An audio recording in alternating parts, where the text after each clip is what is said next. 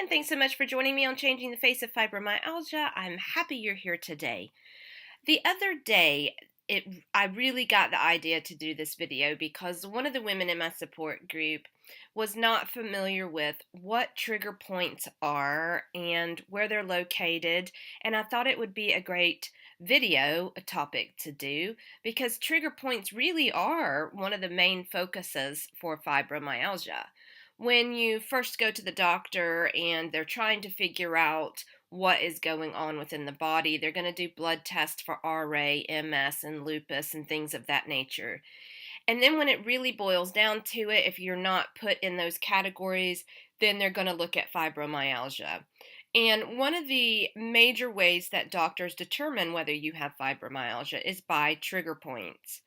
There are 9 areas on the body that a doctor is going to look at and press on to see if those are tender areas.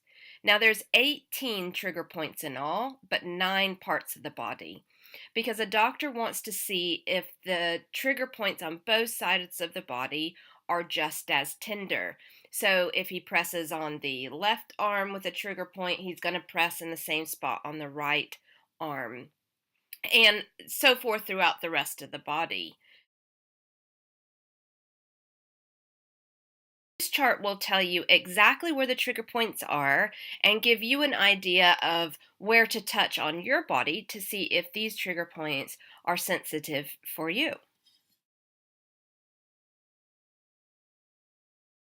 The main points now that hurt on me is the outside of my elbow. So if you see the crease of my elbow, it's going to be on the inside part closest to me. And if you press on that, it's really tender. And they'll say, oh, well, it's just sore. No, it's not just sore. Just don't touch it. Don't poke me there. Yesterday I was at the chiropractor and he decided to go full force with the massager on my hip trigger point. And let's just say that a couple of cuss words popped right out of my mouth. It hurt. It sent me off the table, and it hurts, and it makes you angry, and sometimes it can bring tears to your eyes. So you're often scared for people to touch you in certain areas of the body. The other really painful part of my trigger points is right below the knee on the inside. And you'll see that on the chart. It basically just hurts like Hades to touch it. And around that area, you can see inflammation. You can see it being puffy. So when you're about to go into a flare, you'll notice that more and more trigger points are tender.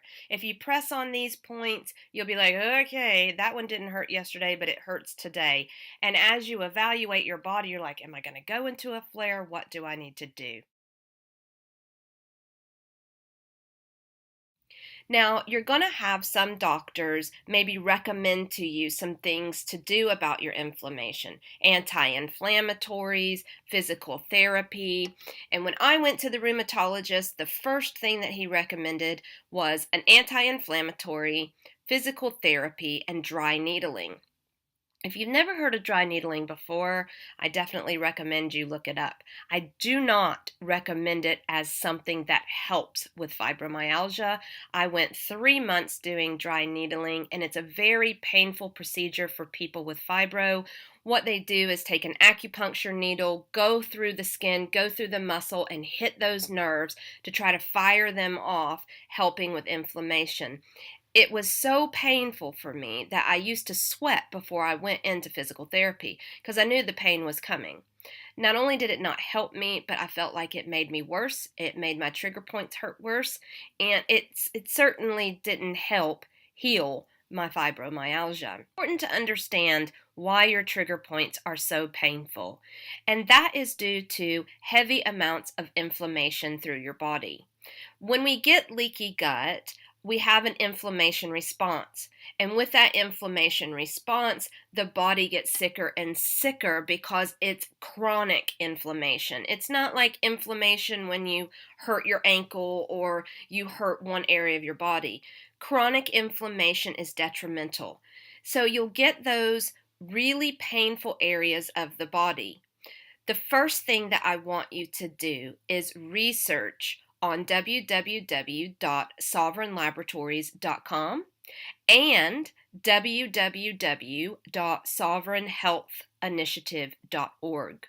There you'll read all about bovine colostrum, what it does to help heal the leaky gut, and how it helps with inflammation. I love Sovereign Laboratories simply because of the way that they produce the colostrum. They heat it on a very low heat, turning it into a powder, making sure that all the nutrients stay within the colostrum, giving you all the benefits that you need for your body.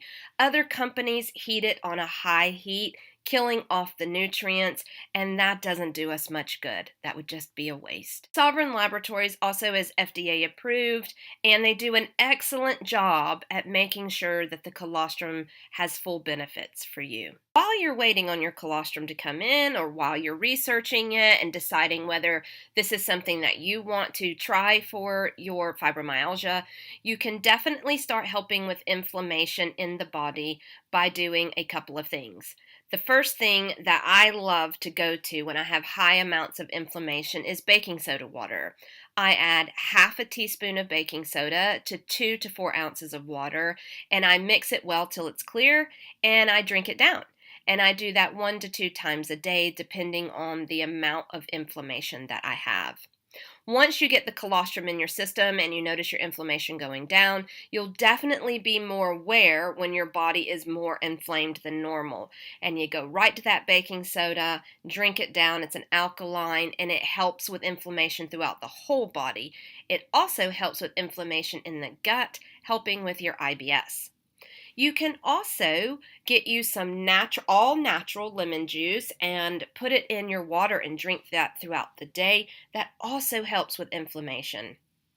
Pineapple. Pineapple is another great all natural food that we can ingest to help with inflammation. It needs to be a fresh pineapple, not pineapple that you get off the grocery store shelf that's processed and everything like that. You want fresh pineapple. And if you're like me, I love pineapple juice. Fresh pineapple juice helps a lot with inflammation. Please comment below with what you do for your inflammation and how many trigger points are affected on your body.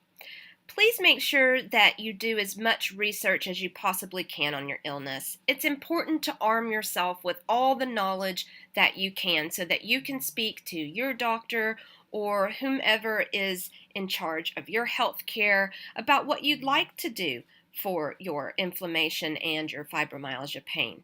Reach more women and men who suffer with fibromyalgia by sharing this video, and you can subscribe to my channel by clicking on the round circle with my face in it. And please let me know if you're enjoying these videos by giving me a thumbs up or a thumbs down, and definitely comment if there's anything that you'd like to hear me talk about. See you next time.